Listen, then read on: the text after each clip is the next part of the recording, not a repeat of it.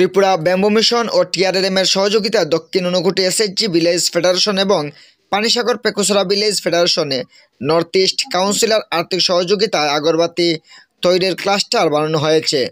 এই দুটি আগরবাতি ক্লাস্টারে প্রাথমিকভাবে আগরবাতি তৈরির প্রশিক্ষণ শুরু হয়েছে। এই প্রশিক্ষণের অন্তর্গত এক্সপোজার পরিদর্শনে কুমারঘাট ইন্ডাস্ট্রিয়াল এস্টেটে অংশ নিয়েছে।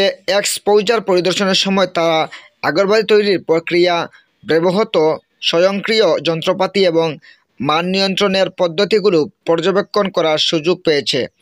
এক সাক্ষাৎকারে ত্রিপুরা ব্যাম্বু মিশনের আধিকারিক শ্রী সুকান্ত দাস প্রকল্পটি সম্বন্ধে বিস্তারিত তথ্য তুলে ধরেন সাংবাদিকদের সামনে এবং পাশাপাশি দুটি SHG গ্রুপের দিদিরা এই প্রশিক্ষণের পরে তাদের ভবিষ্যৎ পরিকল্পনাগুলি ক্যামেরার সামনে তাদের মতামত তুলে ধরেন।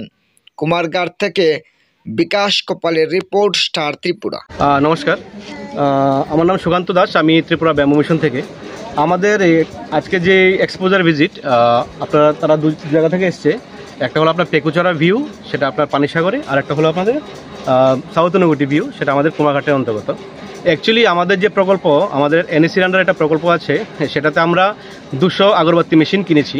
তো আমাদের যে প্ল্যান ত্রিপুরা ব্যাম্বু মিশনে, সেটা 100 করে মেশিন দুটো জায়গায় যাবে। তো ওইখানের যে মহিলারা আছে, ওনারা এখান থেকে আমাদের কুমারঘাট ইন্ডাস্ট্রিয়াল এস্টেট থেকে যে মশলা আছে, যে স্টিক আছে, সেগুলো ওনার এখানে সাপ্লাই হবে।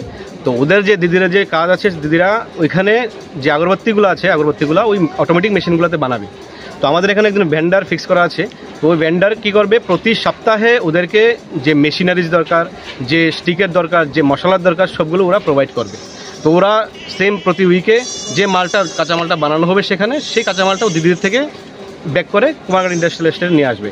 এবং যে দিদিরা ওইখানে কাজ করছে পেকুছড়াতে এবং আমাদের সাউথ ঊনকোটিতে, ওদেরকে একটা কেজি হিসেবে নির্দিষ্ট একটা টাকা ওদেরকে দেওয়া হবে।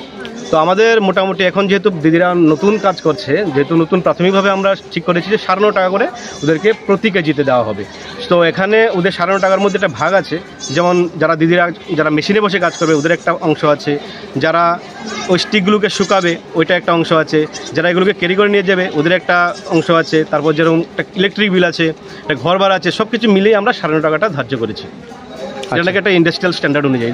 মোট কতজন শ্রমিক কাজ করছে আপনাদের এখন? আপাতত আমাদের দুটো ভিউতে এখানে আছে 64 জন, আর এখানে আমাদের অ্যারাউন্ড 44 জন আমাদের কাজ করছে আপাতত। তাদেরকে মানে হাজিরাটা কিভাবে দেওয়া হয়? এখন আমরা ট্রেনিং করাচ্ছি, এখন ওরা ট্রেনিং পিরিয়ডে আছে। তো এখন কোনো হাজিরার কোনো ব্যবস্থা নেই, আমরা ট্রেনিংয়ে ওদের পার মাসে যেটা অঙ্ক আসছে সেটা আমরা দিচ্ছি ওদেরকে। এখন আমরা প্ল্যান করছি আপনার 15 তারিখের পরে, যাতে আমাদের সংক্রান্তির পরে ওরা কমার্শিয়াল প্রোডাকশনে যাবে, তখন ওরা যত কেজি করে বানাবে সেই অনুযায়ী আমরা দেবো, প্লাস ওদেরকে একটা ইনসেন্টিভ হিসাবে আমরা দিয়ে দেবো, যাতে আমার দিদিদের প্রাথমিকভাবে যাতে কোনো লস যাতে ওদের না হয়। আচ্ছা, মানে মেইন কারখানাটা এখানে ইন্ডাস্ট্রিতেই?